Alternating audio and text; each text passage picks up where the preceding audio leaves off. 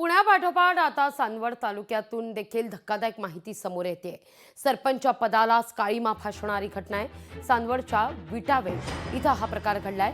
2 अल्पवयीन मुलींवर सरपंचानंच अत्याचार केलेला आहे। मुलीच्या आजीच्या मदतीनंच नराधम सरपंचानं हे कृत्य केल्याचं उघडकीस आलंय।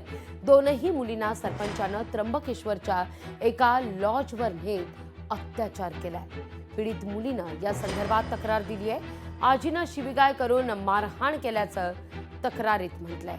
या प्रकरणी सरपंच त्याला मदत करणारा नराधम आणि मुलीच्या आजी विरोधात गुन्हा दाखल करण्यात आल्याचं वृत्त आहे।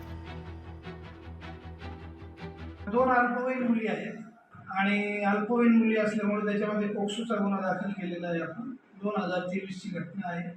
त्याच्यामध्ये क्राईम ऑफिसची एक 3 आरोपी त्याच्यामध्ये निष्पन्न होतात। तर 3 आरोपीच्या विरोधात गुन्हा दाखल झालेला आहे। आता जे काही तपासाचा भाग आहे तो तपास सुरू आहे। तपास माझ्याकडेच आहे।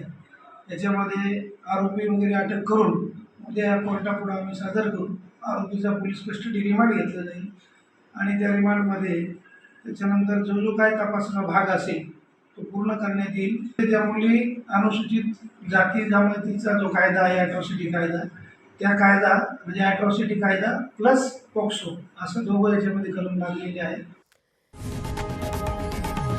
लोकशाही मराठी ऐका, पहा, जागरूक रहा।